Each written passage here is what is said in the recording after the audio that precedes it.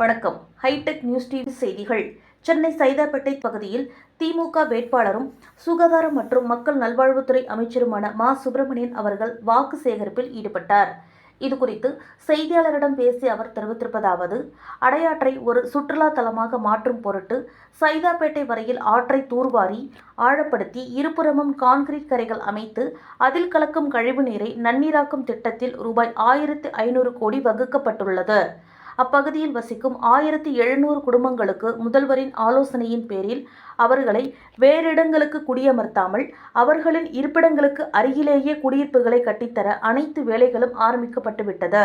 இதுபோல் எந்தெந்த பகுதிகளில் என்னென்ன குறைகள் இருக்கிறது என்பதை கண்டறிந்து அதற்கு உடனடி தீர்வு அளித்து விடுகிறோம் என்று அவர் கூறினார். மாண்புமிகு தமிழ்நாட்டின் முதலமைச்சருடைய அறிவுறுத்தலின்படி தொடர்ந்து தினந்தோறும் காலை 6:30 மணி முதலே ஒவ்வொரு வாக்காளரையும் தனியாக சந்தித்து வாக்குகள் சேகரிக்கும் பணியில் ஈடுபட்டு வருகிறோம். சைதாப்பேட்டையை பொறுத்தவரை 2,04,000க்கும் மேற்பட்ட வாக்குகள் இருக்கிற நிலையில் ஒவ்வொருவரையும் தனியாக சந்திப்பது என்கின்ற வகையில் ஷெட்யூல் அமைக்கப்பட்டு அதன்படி சந்தித்து வருகிறோம். இன்னைக்கு போகிற இடங்கள் எல்லாம் மிகப்பெரிய அளவில் வரவேற்பும் மாண்புமிகு தமிழ்நாட்டின் முதலமைச்சருடைய சிறப்பு மிகுந்த திட்டங்களுக்கான எழுச்சி மிகுந்த வரவேற்பு தொடர்ச்சியாக கிடைக்கப்பட்டுக் கொண்டிருக்கிறது. மாண்புமிகு தமிழ்நாட்டின் முதலமைச்சர் அவர்கள் நாம் நின்று கொண்டிருக்கிற இந்த பகுதிக்கு பின்னால் இருப்பது அடையாறு ஆறு. இந்த அடையாறு ஆறை சீர்படுத்துவதற்கு 1500 கோடி ரூபாய் செலவில் ஒரு திட்டம் தீட்டியிருக்கிறார்கள்.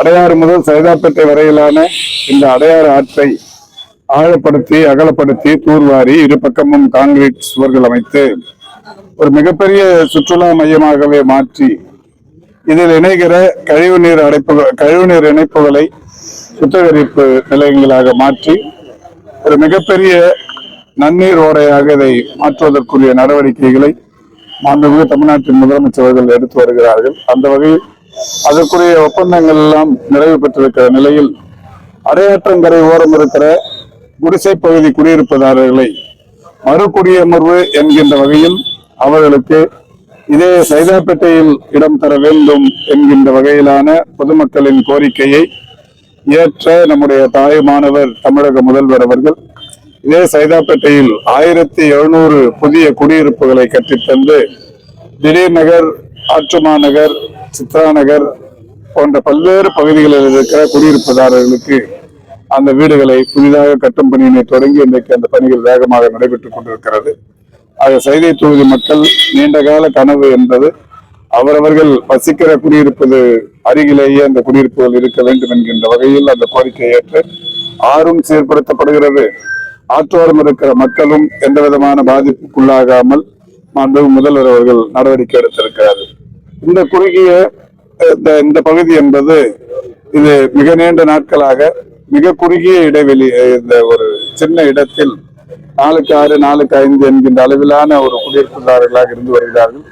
இவர்களுக்கும் பக்கத்தில் இருக்கிற ஆர்வி நகர், வெங்கட்ராமன் நகர் பகுதியில் ஏற்கனவே கட்டி முடிக்கப்பட்டு 40 ஆண்டுகளை கடந்த அந்த குடியிருப்புகள் என்பது இடித்துவிட்டு புதிதாக கட்டும் பணி தற்போது ஜரூராக அந்த திட்ட மதிப்பீடுகள் தயாரிக்கிற பணி நடைபெற்றுக் கொண்டிருக்கிறது. அந்த வீடுகள் கட்டி முடிக்கப்பட்டவுடன் இங்கே இருப்பவர்களுக்கும் இதே பகுதியில் இங்கிருந்து ஒரு 500 மீட்டருக்கு அருகிலேயே கட்டப்படுகிற அந்த குடியிருப்புகளில் இவர்களுக்கு வீடுகள் வழங்கப்படும் என்று முதல்வர் அவர்கள் அறிவித்திருக்கிறார்கள். ஆக சைதாப்பேட்டையில் இருக்கிற எந்த குடியிருப்புதாரரும், குறிப்பாக அடையாற்றங்கரை ஓரம் இருக்கிற எந்த குடிசை பகுதி குடியிருப்புதாரரும் பாதிக்காமல் இந்த திட்டத்தை அடையாறு ஆற்றை சீர்படுத்தும் பணியினை முதல்வர் அவர்கள் தொடங்கி வைத்திருக்கிறார்கள்.